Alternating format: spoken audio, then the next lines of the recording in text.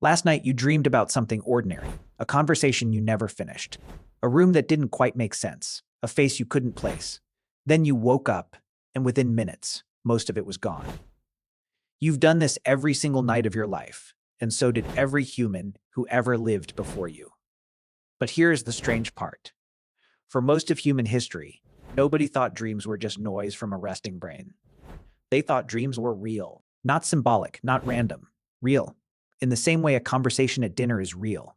So what did people actually dream about tens of thousands of years ago, before language had words for subconscious or REM sleep? And more importantly, what did they think was happening to them while it occurred?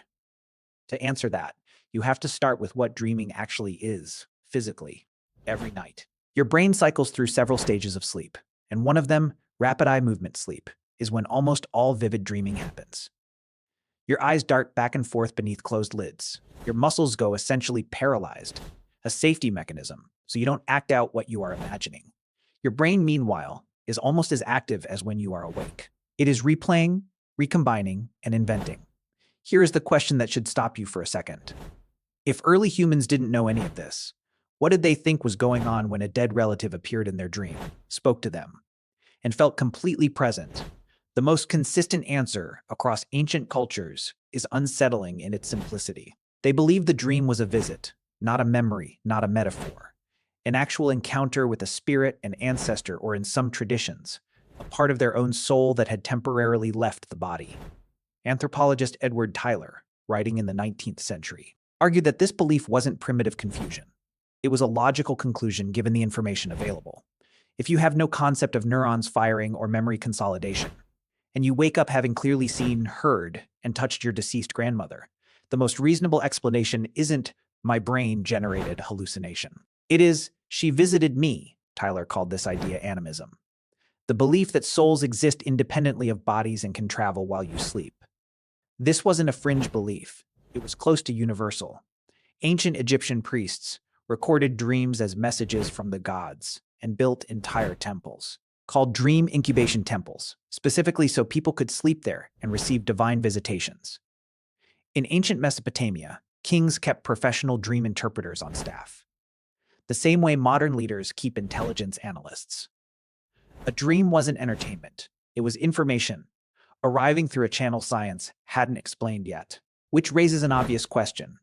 If dreams felt like real encounters, what did people actually dream about, content-wise? Were their dreams full of dragons and gods, or were they mostly mundane? This is where the research gets genuinely surprising. Psychologist Calvin Hall spent decades in the 20th century collecting and cataloging tens of thousands of dream reports from ordinary people across different cultures and eras. His conclusion, dreams, then and now, are overwhelmingly about the same handful of things. Being chased, losing teeth, showing up somewhere unprepared, encountering someone who has died, falling. The settings change with culture and technology. But the emotional architecture barely moves at all. Think about what that actually means. A hunter-gatherer 40,000 years ago and a person scrolling their phone in bed tonight are, statistically, dreaming about strikingly similar fears. Not because dreams are timeless magic. Because the anxieties underneath them, being unprepared, being pursued, losing someone, are ancient and structural to being human, not specific to any single era. So why does a threat dream, something chasing you, show up so consistently across every culture ever studied? Neuroscientist Revonsuo proposed an answer that reframes the entire question. He argued dreaming isn't random noise at all. It is rehearsal. His threat simulation theory suggests that dreaming evolved specifically to let the brain practice responding to danger safely, while the body is paralyzed and no real threat exists. A dream about being chased by a predator isn't your mind glitching. It is your mind running a fire drill. If that is true, it reframes the entire ancient belief system around dreams. In an interesting way, ancient people were wrong about the mechanism: spirits, gods, wandering souls. But they may have accidentally been right about the function. Dreams weren't nothing. They were doing something important. They just didn't understand what. Here is where it gets even stranger, though. If dreaming is ancient rehearsal for danger, why do so many dreams also involve things that have nothing to do with survival? Showing up late, forgetting an exam you didn't even take, losing a tooth for no reason. These aren't predator avoidance scenarios. So what are they doing there? One possibility comes from how memory actually works during sleep. Your brain isn't storing the day like a video file, it is sorting, discarding, and stitching fragments of experience together, often combining unrelated pieces, because the part of your brain responsible for logical sequencing, the prefrontal cortex, goes relatively quiet during REM sleep. That is why dreams feel emotionally intense, but logically incoherent. You are getting raw emotional processing without the usual editor checking whether any of it makes sense. Which means the dead grandmother who visited an ancient dreamer wasn't a message from beyond. She was likely a fragment of memory, surfacing during a state where the brain's fact-checking department was offline, feeling completely real because nothing was there to challenge it. But should you feel superior to the people who believed otherwise, consider this. You almost certainly believe your dreams mean something too, maybe not spirits. But you've probably woken up from a dream about someone and thought, even briefly, that felt like a sign. The ancient interpretation and the modern one aren't as far apart as they seem.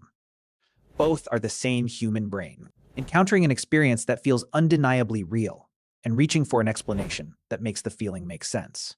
There is a deeper reason this matters beyond curiosity. For most of human history, dreams weren't dismissed as filler. They were taken seriously as sources of guidance, grief processing, and warning. And there is an argument that dismissing them entirely, treating every dream as pure static, might be its own kind of mistake. Psychologist Rosalind Cartwright's research on dreaming and emotional regulation found that people going through major life stress, especially grief or divorce, showed measurable differences in dream content and structure that tracked their psychological recovery. Dreams weren't just reflecting distress, they appeared to be helping process it. So the ancient dream interpreters weren't entirely wrong to treat the dream as important information. They were wrong about where it came from, but right that ignoring it would have been a mistake.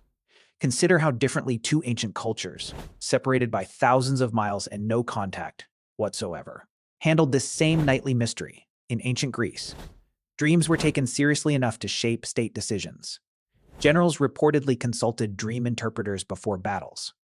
The philosopher Aristotle, unusually for his time, argued against the divine explanation entirely, suggesting in his writing that dreams were simply the residue of sensory impressions left over from the day, processed by the body during rest.